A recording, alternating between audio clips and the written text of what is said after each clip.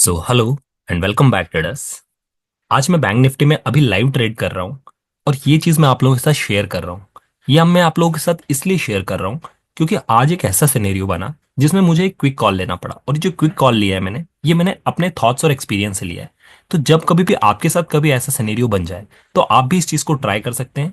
I am just experimenting with it कि whether it will work out for me और not. मैं just experiment किया है अपने कॉन्सेप्ट के थ्रू कि क्या ये मेरे लिए वर्कआउट करेगा या नहीं करेगा। और इसमें मैंने जो यूज किया है वो प्राइस एक्शन के साथ इंडिकेटर का कॉम्बिनेशन यूज किया है। राइट। सो नेक्स्ट टाइम से आप भी जब कभी ट्रेड करते हैं ना, तो और बहुत सारे थॉट्स आते हैं आपके माइंड में, तो आप अपनी चीजों को अप्लाई करके देख सकते हैं कि वो आपके लिए काम कर रही है या नहीं कर रही है। तो ऐसे ही एक छोटा सा कॉन्सेप्ट मैं आप लोगों के साथ शेयर करूंगा अभी, जो आपको समझ में आएगा। तो आज जब मैं ट्रेड करने आया मॉर्निंग में, तो मुझे डायरेक्शन समझ में नहीं आ रही थी। क्यों? क्योंकि अगर आप देखेंगे तो देखिए, स्टार्टिंग में मार्केट ने जो पिकअप लिया उसके बाद एग्जैक्टली मार्केट ने पूरा गिव अप कर दिया। सेम यहाँ पे जो पिकअप लिया उसके बाद यहाँ पर कर दिया और यहाँ पे इन्वर्टेड हैमर बन गया। सेम यहाँ पर आप देखेंगे तो यहाँ पर फिर से बन गया। तो मुझे समझ में नहीं आ रहा था कि अगर ये एकदम से गिव अप कर देता है, और ये 9:45 का टाइम था, राइट। 9:45 जहां से ट्रेंड रिवर्सल होता है और मार्केट में वही ट्रेंड रहता है। तो मुझे समझ में नहीं आ रहा था, क्योंकि जब डेटा और सब चीज अलग अलग बोल रहे हो और चार्ट कुछ और बोल रहा हो, तो बहुत कंफ्यूज था मैं, राइट। और मैं बहुत सोच समझ के लेता हूँ until I am not getting confident in my trade कि ये सही होगा या नहीं होगा, तब तक मैं ट्रेड नहीं लेता हूँ। राइट। अब देखिए, यहां समझ में नहीं आया, मैंने क्या किया, मेरे माइंड में एक थॉट आया, क्यों ना इसको अलग अलग टाइम फ्रेम पे डिसाइड कर लूं, और फिर देखता हूं कि मार्केट में अगर थोड़ी देर बैठना भी पड़ेगा तो मैं बैठ जाऊंगा, पर ट्रेड सही डायरेक्शन में लूंगा। मेरे माइंड में जनरली थॉट आया, क्यों ना इसको अलग अलग टाइम फ्रेम में डिवाइड करके देखा जाए। मैंने टाइम फ्रेम देख लिया। सबसे पहले आप देखेंगे यहाँ पर मैंने 5 मिनट्स का टाइम फ्रेम ले रखा है, राइट। उसके बाद अगर आप देखेंगे नेक्स्ट वाला चार्ट, तो ये 15 मिनट्स का टाइम फ्रेम है उसके नीचे, और उसके नीचे आप देखेंगे तो यहाँ पर ये 30 मिनट्स का टाइम फ्रेम है। मैं जनरली ट्रेड करने के लिए ऑप्शन ट्रेडिंग यही 3 टाइम फ्रेम ऑन रखता हूँ, राइट।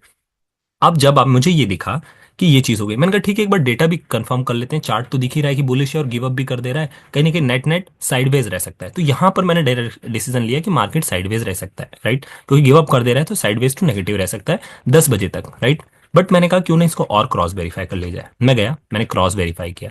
अब मैंने क्या मिला, मैं गया, मैंने डेटास देखे। मैंने जब डेटास देखे तो मुझे एक चीज समझ में आई कि इंडिया विक्स गिरा हुआ है, वो भी मोर देन 1%। जब कभी भी ये दिखता है तो ऑलमोस्ट उस दिन डिप पे बाय कर किया जाता है ऑप्शंस में।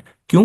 क्योंकि प्रीमियम कम होते हैं, बट मार्केट कहीं ना कहीं अपने आप को पुश करने की कोशिश करता है। मैंने कहा ठीक है, ये थोड़ा सा एक बुलिश सेंटीमेंट नजर आ रहा है। फिर मैंने देखा कि जो बड़े कॉन्ट्रीब्यूटर्स हैं वो क्या कर रहे हैं। एचडीएफसी बैंक मोर देन 1% है। तो अगर एचडीएफसी मोर देन है, मैंने कहा ठीक है, आईसीआईसीआई, ये दोनों ही मिलकर मार्केट का ऑलमोस्ट 60% कवर करते हैं। ये दोनों ही पॉजिटिव है, मतलब मार्केट या तो साइडवेज टू नेगेटिव रहेगा, सॉरी साइडवेज टू पॉजिटिव रहेगा।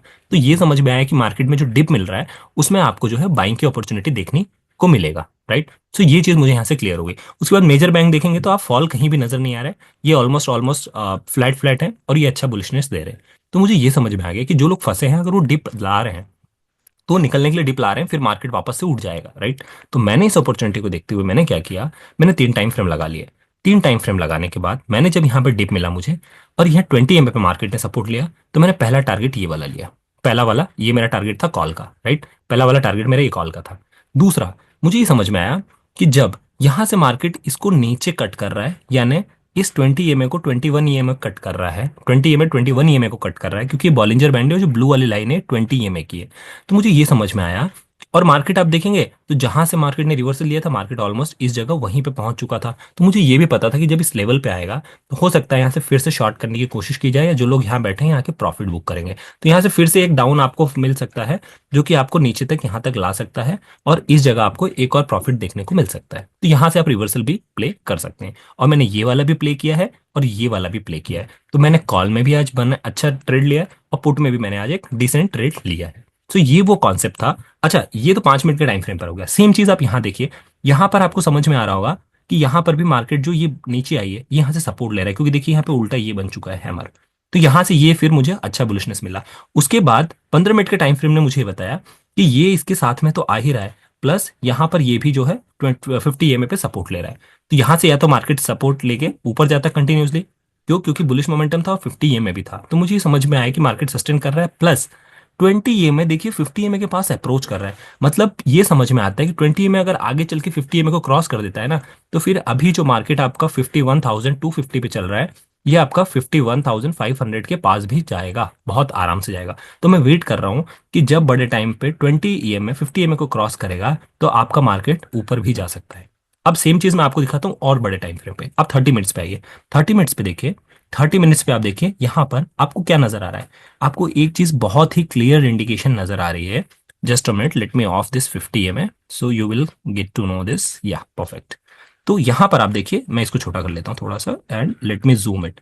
देखिए यहाँ पर आपको एक चीज समझ में आ रही होगी कि 20 50 EMA अगेन 50 EMA के ऊपर सस्टेन करने की कोशिश कर रहा है। ये जो ब्लू लाइन है, ये जो ब्लू लाइन है 50 EMA की है। सॉरी, ये जो ब्लू लाइन है ये 20 EMA की है। और ये जो पिंक वाली लाइन है ये 50 EMA की है, राइट। यहाँ पर आप देखिए, यहाँ पर ये इसको पास वापस अप्रोच कर रहा है और ये जो लाइन है ये 50 EMA के ऊपर जा चुकी है। मतलब ये अगर यहाँ सस्टेन करेगी ना, तो आपका नेक्स्ट टारगेट पता है कहाँ ओपन हो जाएगा? आपका जो नेक्स्ट टारगेट ओपन होता है वो 100 EMA के आसपास होता है, राइट। देखिए ये जो ब्लैक वाली लाइन चल रही है और ये जो टारगेट आपको नजर आ रहा है, ये टारगेट आ रहा है 51,500 के आसपास। मतलब अगर मेरा मार्केट 51,300 के ऊपर निकल जाता है, जो कि यहाँ ऑलमोस्ट एक 5 मिनट की कैंडल या 15 मिनट्स की कैंडल सस्टेन कर लेती है, जो यहाँ पे है ये जो कैंडल चल रही है, अगर यहाँ सस्टेन कर लेती है तो फिर ये देखिए पहला टारगेट 51,370 हो जाएगा। मतलब ऑलमोस्ट 400 के पास, या फिर अगर बड़े टाइम फ्रेम पर देखेंगे तो 500 हो जाएगा। तो ये जितना बड़ा टाइम फ्रेम है ना उतना स्ट्रांग है। और उसमें भी अगर 300 जाते जाते इस 20 EMA ने ये 50 EMA को क्रॉस कर दिया, फिर आपके ऊपर का जो लेवल है वो अच्छा खुल जाएगा, 51,500 और 51,700 भी। तो ऐसे लाइव मार्केट में आपको कॉम्बिनेशन और टाइम फ्रेम के साथ खेलना पड़ता है अपने डिसीजन लेने के लिए। और इसके रिजल्ट मैं आपको दिखाता हूँ। I don't wanted to show but मैं दिखा देता हूँ आपको। तो आज जो मैंने दोनों पोजीशन लिए हैं उसमें आप देख सकते हैं, एक मैंने पी लिया था, एक मैंने सी लिया था, और दोनों में ऑलमोस्ट मैंने, जो ये आप पहला वाला पी देखेंगे इसमें मैंने ऑलमोस्ट 35 to 40% 40 पॉइंट्स कैप्चर किए और इसमें मैंने ऑलमोस्ट 30 पॉइंट कैप्चर किए, राइट। सो ओवरऑल एक डिसेंट प्रॉफिट मुझे आज का यहाँ पर मिल चुका है। बट एक ट्रेड और जो मुझे बनता हुआ नजर आ रहा है वो ये बनता हुआ नजर आ रहा है कि अगर डिप आ गया दो से पहले, या फिर 250 के आसपास जब लोग निकलेंगे, या 230 के आसपास जब एक बार बल्क में यहाँ से सेलिंग होगी, तो वापस से फिर लास्ट 30 मिनट्स में अगर सच में बुलिश रखना है मार्केट को तो एक आएगा। तो लास्ट के 30 मिनट्स में मैं वापस से डिप पे जो 230 वाला है उस पर बुल्स बनने की कोशिश करूंगा, राइट। और इसको ऑलमोस्ट 3000 के आसपास ले जाके करने की कोशिश करूंगा। अगर आप लॉट भी देखेंगे तो ऑलमोस्ट सिंगल सिंगल लॉट से ही मैंने किया हुआ है trade, right. So I hope ये चीज आपको समझ में आई होगी। लाइव मार्केट में इस कॉन्सेप्ट को मैंने बताना जरूरी समझा आप लोगों को, so I have discussed with you. And अगर 2 और 2:30 पे जनरली, क्योंकि आज एक्सपायरी वाला डे भी होता है, आज तो Wednesday anyways, but it's not expiry, but फिर भी अगर यहाँ से डिप आता है हल्का फुल्का, जो लोग निकलते हैं इंट्राडे करते हैं, तो उसके बाद ये जो टच करेगा यहाँ पे, तो फिर 20 EMA पे वो आपके लिए वापस से बाइंग अपॉर्चुनिटी होगी। लास्ट के 30 मिनट्स में आप देखेंगे जो क्लोजिंग है वो 51,300 के ऊपर ही आपको मिलेगी बैंक निफ्टी में, राइट। सो आई होप ये चीजें आपको समझ में आई होंगी एंड नेक्स्ट टाइम जब आप ट्राई करेंगे तो आप इसको ट्राई कर सकते हैं, राइट।